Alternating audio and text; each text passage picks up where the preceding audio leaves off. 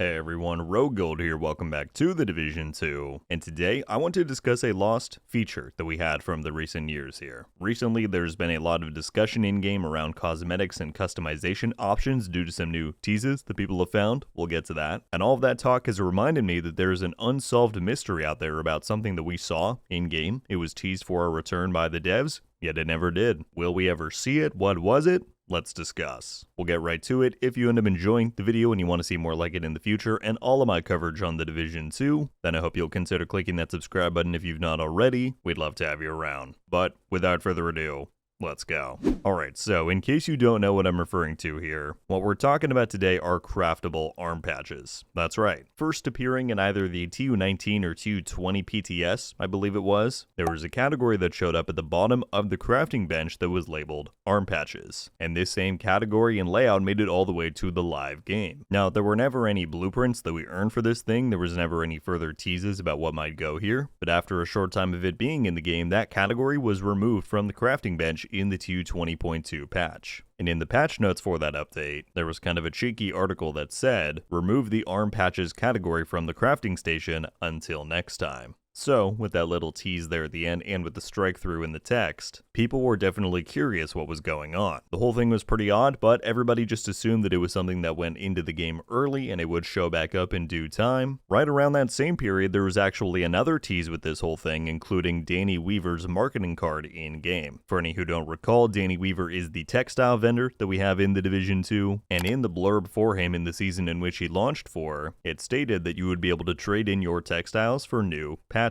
That of course was not the case back then, and up until this day you go to Danny to trade in your textiles for various caches like named item ones, exotics. So again, the whole thing seemed a bit odd, but there had to be a grand plan here, right? Not really, at least not yet. That all happened just about a year ago, and since then nothing has really come of any of this. As I mentioned in the intro, this was all kind of stirred up for me due to the recent discussion people have been having about the new cosmetic holster slot. If you don't know what I'm talking about, you can go check it out in the game right now. When you go into your apparel menu and scroll all the way down, there is a new slot for holsters just like the ones that we got a few updates back for backpacks, chest pieces, etc. And it's raised the question again for players, has this gone in early? So far we have nothing in game to fill that slot, and so much like the arm patch slot in the crafting bench last year, it's entirely possible that this new holster slot could get removed with the coming to 23.2 update, maybe a future one, we just don't know. And the honest truth here is that there could be a dozen viable explanations or theories as to what happened or what these things were intended for.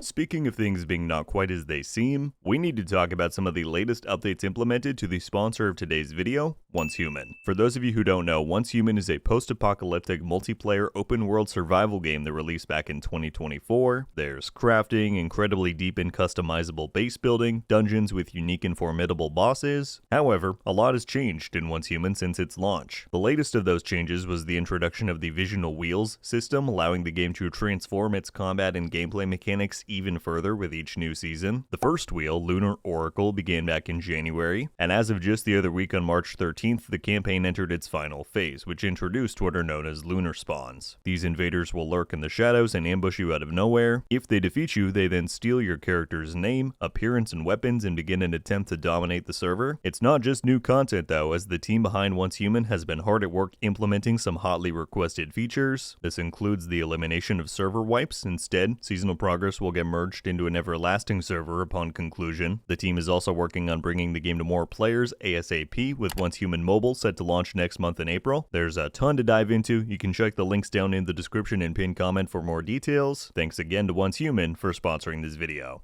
There is one possible theory that I would like to discuss involving the arm patch crafting situation, the cosmetic holster slot situation, and that is, what if these things had to do with the shakeup that recently came to the updated player expression feature. If you do not recall, updated player expression was slated to be a feature and thing dropping with this season, Year 6 Season 3, alongside the Brooklyn DLC on the original Year 6 roadmap that we got last summer. Obviously, given we are playing this season right now, that did not happen. A lot changed with that roadmap over time. In the description for this feature, it was said to do the following. In order to enhance your experience, we are excited to introduce a streamlined customization flow. This new approach will consolidate all customization features into a single user-friendly interface, simplifying the process of personalizing your character to suit your playstyle and making it more enjoyable. Furthermore, we are exploring new ways to showcase your characters in existing menus and allow you to proudly display your achievements. Like I said, however, this all got changed. Not only did the Brooklyn DLC get pushed back from its Year 6 Season 3 slot, but this new initiative was actually cancelled. It's all explained in this clip from Yannick, the game's creative director, on one of the most recent Year 6 Season 3 developer streams. Take a listen.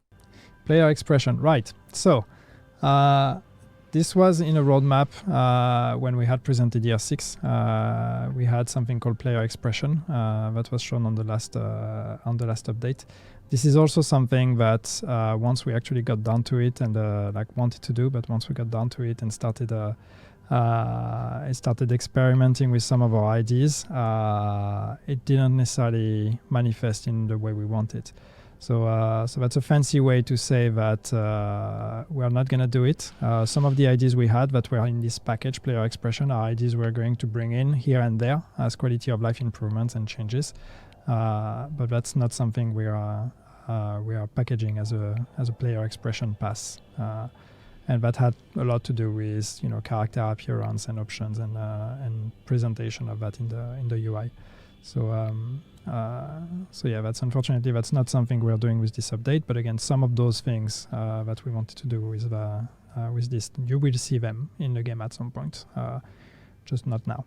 So, clearly, as he explains here, the whole package deal with updated player expression, that has been cancelled, but he does tease that some elements of it will still make it into the live game over time, and I did actually do a video discussing some new customization features that the game was gauging player interest in, stuff like agent titles, reactive weapon skins, and more. I'll link that in the upper corner and down in the description in case you want more details there, but at the end of the day, it is very possible that these ideas like craftable arm patches or this new holster slot were various parts and components of their grand expression redesign plan, and that they simply got scrapped or moved on from over time. Or, as Yannick said, it's entirely possible that they could make a reappearance in Year 7. And if that were to be the case, we might not have to wait that long to find out, with the reveal for that content being less than a month away on April 23rd. So, for now folks, that is a recap in the entire story of the Division 2's Lost Arm Patch crafting feature. So, there you have it. That is the video, my friends. I very much hope you enjoyed. I always like doing these kinds of deep dives on these unanswered questions and mysteries type of videos. After hearing everything laid out, I would love to get your guys' thoughts and theories on what this was actually intended to be. Where did the craftable arm patch feature go? And same thing with this new holster skin slot. Do you think it's intended to be there? Is it going to be pulled out of the game? What is the future of these features? Do you guys think they're going to bring them back? Or are they just going to be lost to time? Whatever you've got, as always, I look forward to reading them down below. That's just about going to do it for me today. Thank you all so much for watching.